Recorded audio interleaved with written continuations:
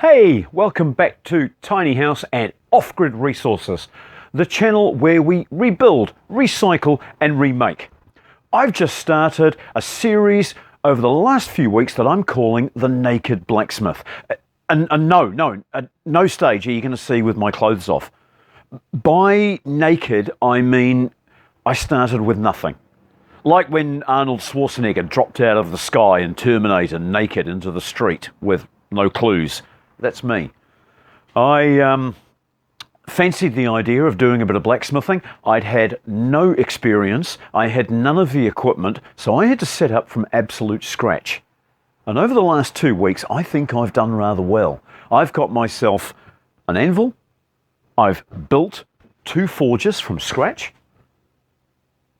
And I've amassed a range of hammer and tongs through begging, borrowing, making, and everything's going rather well. But I've had one little issue.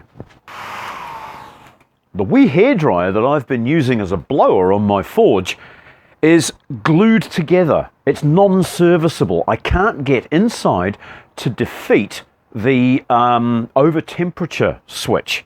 And that means that when the forge gets hot, the blower stops blowing. It's not what we want.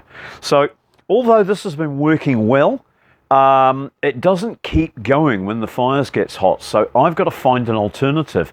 Well, this morning, the most wonderful thing happened. I went down to the coal suppliers to get a truckload of coal, and the guy that owns the place had been saving me something. We'd been talking about blacksmithing, and he decided that he had something at home that he was going to bring in just for me. So come and have a look. What I've got here, I'm going to go and Google this shortly. I've just brought it in and put some WD-40 on the screws because I'm going to open this thing up and have a look. And shortly I'm going to go and make myself a coffee and Google this so that these can have a bit of a soak. And then we're going to get into this thing and pull it apart and see if I can make it like new again. So I've made myself a coffee and perused the internet, and I've found the most amazing thing. The Alcosa company is the William Alldays company, and they were based in Birmingham. And according to what I've found on the net, Alldays joined up with another man by the name of Onions. And believe it or not, they built cars. There was a British motor manufacturing company in the 1920s called Alldays and Onions. And years ago, I managed to catch a ride in one of these little things. They were about 8 horsepower. They had virtually bicycle wheels and exposed headlights. They were a real rickety thing in the early days of motoring. And that was the Alldays and Onions. But Mr. Alldays' main business was making bellows for blowing air. And the bellows company gradually became a fan company. Here we have one of his fans, the F-51. And my Googling has discovered that it's from 1937. So I'm well chuffed to have such a lovely piece of history that's going to get bolted onto my forge. But first, I've got to open it up and attend to the worn bearings.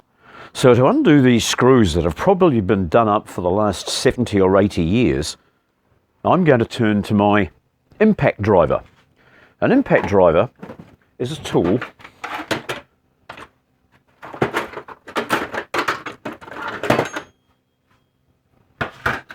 that prescribes a short, sharp twisting motion when it's struck with a hammer. So here's the device itself. It comes with a range of fittings that allow you to undo most screws, and it's also compatible with a 1/2-inch socket set so that you can use sockets to undo tight nuts and bolts. So there we go, that's a good fit. I'll slip this into the impact driver,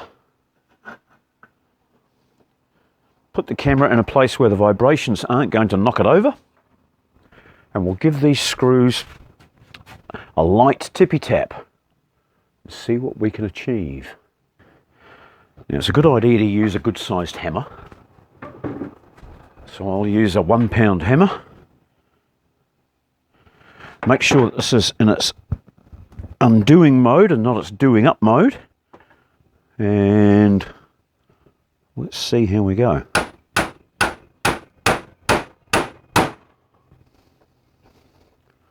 There's one loose.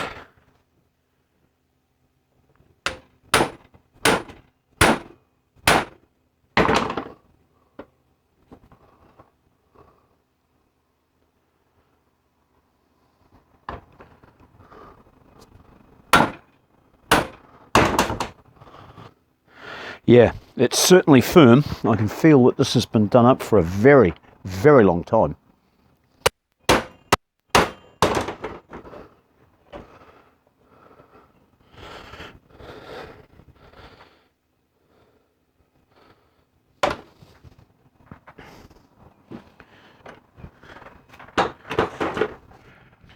Hey, welcome back. It's now later in the day and I've been sidetracked from working on the new hand blower, well, a very old hand blower. I've been online and discovered it's 1937, so I'm very pleased to have that. It's going to cost a little bit of money to refurbish, but it is so worth doing. Anyway, I've gone as far as I can with it. What I'm going to do now is remove the plastic fan and electric motor from the inside of here, the range hood sucky motor. I'm going to take that out because it's plastic and it can't cope with the heat from the flames in the forge, and I'm going to rely on just the drawer of the chimney to extract.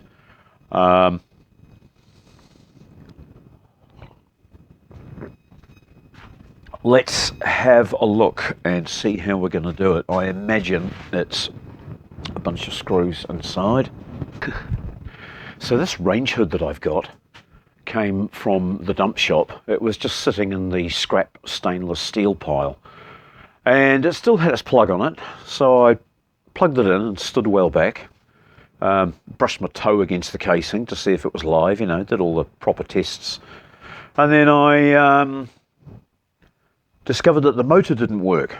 So as I played with the motor, I could feel a faint buzzing.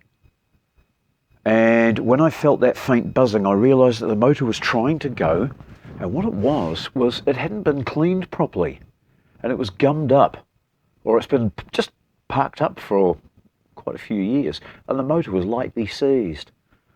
So I gave it a tickle and a lick, and it came right. So it's a shame that it requires a cooler atmosphere to operate in. I would have liked to have kept it, but I'm now going to remove that and we'll rely just on the vacuum of the chimney, the drawer of the flue. Now, I couldn't really show you what was going on while I was taking the fan out because I just couldn't get in there with the camera and light and me and get the motor out all at the same time. But it was just held on by a couple of wires and 4 screws, so they're now gone, and the motor's just sitting here. I'll put that in the useful box in case I ever need it for anything else. Right, now, me being one who picks up random things out of other people's rubbish bins from time to time, I've got onto first name terms with my mate's engineering shop's rubbish bin, and it's amazing the stuff that his boys throw away. They make a little mistake on something, so into the bin, make another one quick before the boss sees. And I get to pull all those half-made things that might be useful to me out and bring them home. And I just happened to find a piece of large diameter stainless steel tube weeks ago, but I knew I'd bring it home because I thought that will be a flange for something, and there it is. It's just a perfect fit onto here 1 or 2 little tacks of weld around there. That will hold that in. And then I can put the thing straight back into there and we can fire it up and see where the smoke goes. Now I've just turned the welder down to about 60 amps so it won't burn through this thin metal sheeting. And I'll give it a couple of tacks.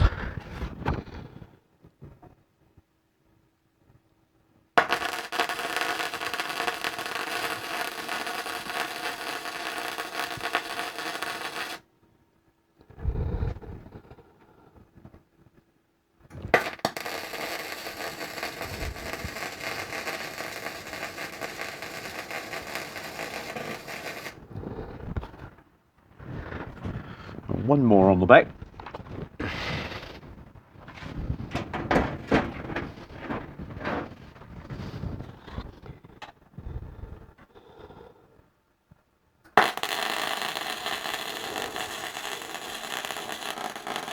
Ooh, you can actually hear when there's a hole.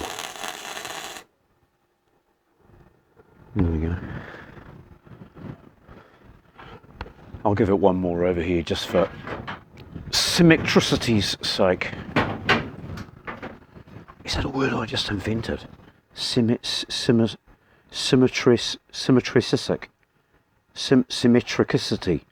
Yeah.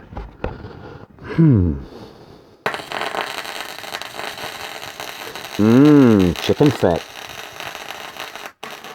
Oh, hole. Here's me filling in a hole. You don't get to watch.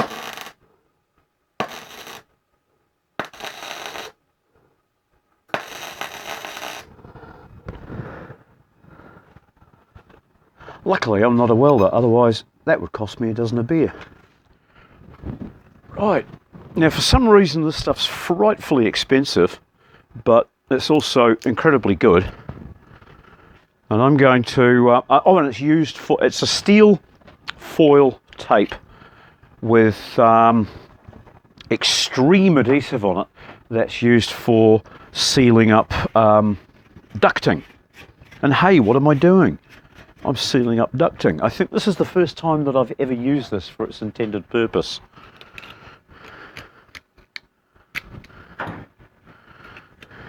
I used to race powerboats years ago, and we always kept a roll of this handy back at the pits, because if you pass through somebody else's wake, your canopy could sometimes get broken by the impact of the water, and so we'd have to tape up our canopies from time to time. And unless it was straight across your field of vision, this was a really strong way of doing it. Right, that's ready to go back on the wall now, and then I'll tape around the join because this piece of tube isn't perfect for the job. And I'll fire it up, see how we go.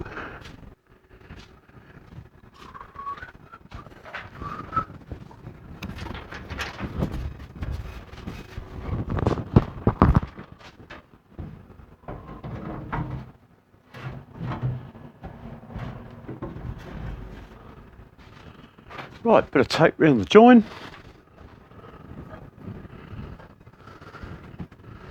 Right, I'm going to light a smoky little fire now. What have I got that'll make it smoke? A bit of diesel. Where's diesel.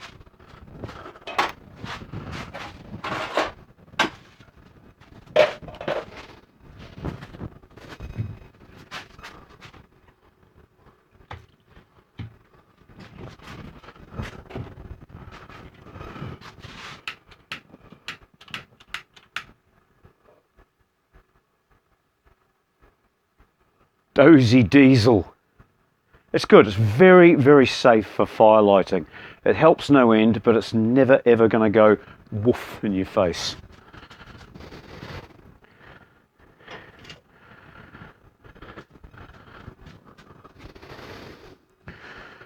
Well, I've got no hairdryer anymore to give it any huff, so we'll just have to see what happens. But actually, it's not particularly successful. There's a lot of smoke coming out the sides here. The way of fixing that is to add more flue to the chimney, because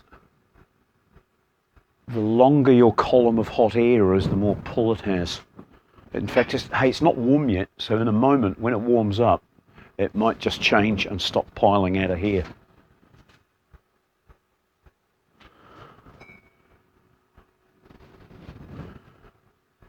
It's only just starting to warm up.